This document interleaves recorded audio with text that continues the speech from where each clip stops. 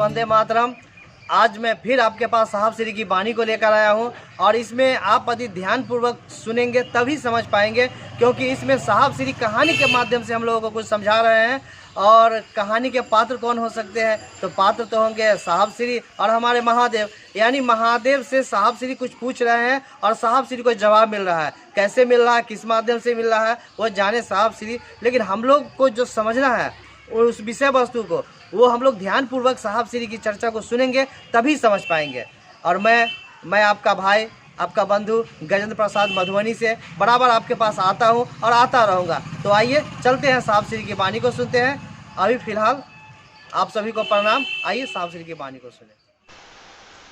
कहां से मेरे दिमाग में आया कि महादेव इतना साल पहले बोले थे, वो तो गलत हिले है। आखिर शक्ति का रहस्य क्या है?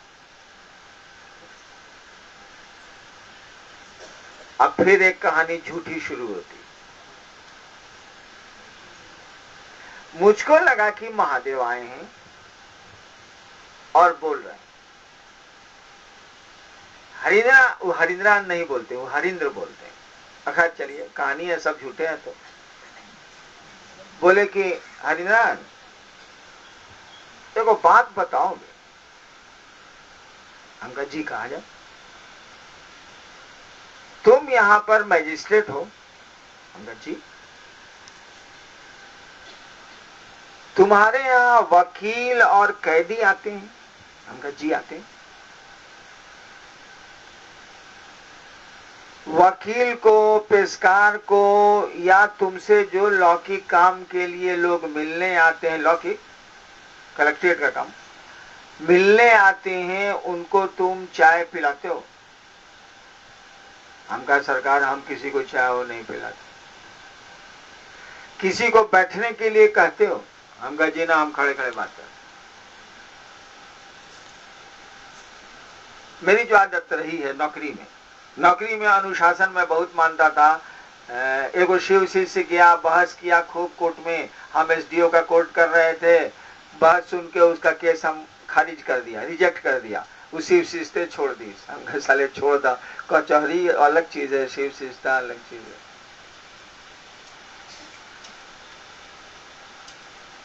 तो उन्होंने कहा कि तुम्हारा पेशकार आता है, वकील आता है डेरे पर या ऑफिस में, किसी को तुम चाय तो पिलाते नहीं? हम कहा नहीं, हम नहीं पिलाते। किसी को बैठने के लिए भी सोफा सेट पर नहीं करते हो? हम कहा जी ना, नहीं करते। आइए खड़े खड़े बहस करिए, जो हमको जजमेंट देना होगा, बिल देना होगा, बिल देंगे, जेल भेजना होगा, जेल भेजेंगे। इसे बैठाना कौन चीज है? चाय कौन चीज पिलाना है साले को?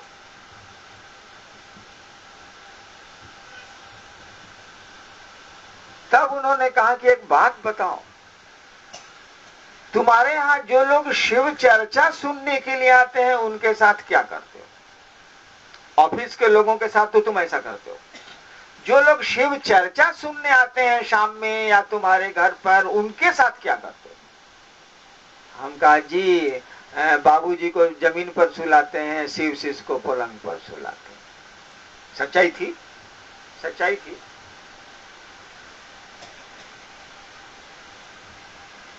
हम कहा जी वो चपरासी भी आता है तो हम सोफा सेट पर उसको बैठाते हैं, नाश्ता कराते हैं, खाना खिलाते हैं।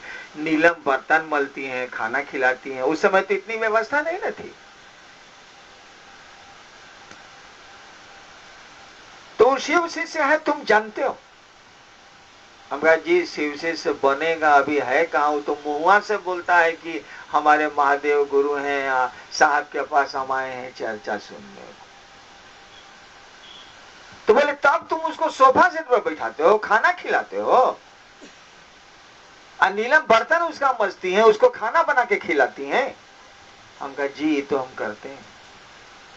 ऑफिस के किसी आदमी को तुम बैठने के लिए भी नहीं कहते? हम कहा जी ना, काम में आए हैं, काम से जाइए, काम कर देते हैं। काम करने लिखो कर देंगे। ज्यादा परिचय होगा तो फाइलवा नीचे है तो ऊपर से जल्दी से आपको करके विदा कर देंगे, जाइए। क्या ठीक? महादेव के नाम पर तुम चपरासी को सोफा सेट पर गोड़ रख के बैठने के लिए देते हो और तुमको अच्छा लगता। और ऑफिस में एक आदमी, अरुण सिंह, शिव शेष था, टेबल पर हाथ रख के खड़ा हो गया और इतना अच्छा शिव शेष था, तुमने कहा सीधा पहले खड़ा होइए। बात करते करते टेबुला पर हाथ रख के बतियाने लगा हमसे, हमारे चैम्बर में, ऑफिस में। हम सीधा खड़ा होइए, सीधा खड़ा होइए पहले। तो कहा कि ऑफिस के काम से तुम सीधा खड़ा करवा देते हो और महादेव के काम से नीलम हलवा बना के लाती हैं, आइसक्रीम बना के लाती हैं, सब गुरु भाई को खिलाती हैं। सब लोग उदाहरण है, सब लोग प्रमाण है। यहाँ परमेश्वर बैठे हैं, मंडल जी बैठे हैं, बहुत लोग हैं, मंटू में बहुत लोग। काहे ऐसा करते हो? हम कहानी सुना रहे, काहे ऐसा करते हो? हम कहा जी अच्छा लगता, मेरे महादेव की का मुखौटा ओढ़ के लोग आते हैं, भीतर तो महादेव उनके गुरु नहीं है। ये बात आज की थोड़ी है, आज की 25 साल पहले की। भीतर से तो महादेव गुरु उनके नहीं हुए हैं, मुखौटा है शिव शेष का। तो हम बैठाते हैं, खिलाते हैं, पिलाते हैं, 2 बजे रात तक गप करते हैं और गाड़ी से भिजवाते भी हैं। तो काहे ऐसा करते हो? हम कहा जी अच्छा लगता। तुमको अच्छा लगता है नहीं? हम कहा जी थोड़ा तो जरूर अच्छा लगता है, तभी ना करते हैं, नहीं तो काहे करें। कहा जी यानी तुम महादेव को प्यार करते हो? हम कहा जी तो नहीं करते। अरे जिसको प्यार कीजिएगा, जिसकी बीबी अंदर उसका भाई सिकंदर, काहे कहा जाता है कि पत्नी को आप प्यार करते हो, उसका भाई आए तो सिकंदर घर में हो ही जाएगा। तो उन्होंने कहा कि तुम महादेव से प्यार करते हो? हम कहा जी ना वो तो नहीं करते, लेकिन महादेव थोड़ा अच्छा लगता। कहा कि महादेव तुमको थोड़ा अच्छा लगता तो महादेव का मुखौटा पहने हुए लोगों को तुम नीचे पलंग पर सुलाते हो, रात में रुकता है तो, और अपने बाप को नीचे सुलाते हो, अपने बेटे को नीचे सुलाते हो। आप लोगों को नहीं पता होगा, मैं एक बार पटना से सीतामढ़ी जा रहा था, गाड़ी में 5 सीट थी, 5 सीट फुल था। मोनू बाबू को जाना था, यही मोनू बाबू जो आपके सेक्रेटरी हैं, इनकी लंबाई देखिए रहे, उस समय भी बहुत लंबा था ये। और जानते हैं मोनू बाबू को मैंने कहा बैठाया था? मारुति के पीछे वाले सीट में, जहां आप पांव रख के बैठते हैं, बहुत कम जगह रहती है, वहां मोनू बाबू पटना से सीतामढ़ी गए थे। मेरा बेटा बैठ के गया था जहां मारुति में पीछे आप सीट पर मैंने गोड़ रखते हैं, उस गैप में बैठ के मोनू बाबू गए थे। लंबाई देखिए लीजिए, बैठ के गए थे। और शिव शेष जो मादर चौथ निकले बाद में, वो लोग सीट पर बैठ के गए थे। तो महादेव के मुखौटों पर तो मैं अपने बेटा और बीबी का ख्याल ही नहीं रखा, बाप का ख्याल ही नहीं रखा। तो महादेव ने कहा कि तुम ऐसा काहे करते हो? हमने कहा कि जी महादेव थोड़ा अच्छा लगता है। तो कहा प्यार करते हो? हम कहा जी ना, हम स्वीकार करते हैं कि हम नहीं करते। कहा कि तुम कहते हो कि तुम महादेव को प्यार नहीं करते हो और स्वीकार कर रहे हो कि प्यार नहीं करते हो, तब महादेव का मुखौटा लिए लोगों के लिए अपने संतान को, अपने बाप को इस स्थिति में ले आते हो।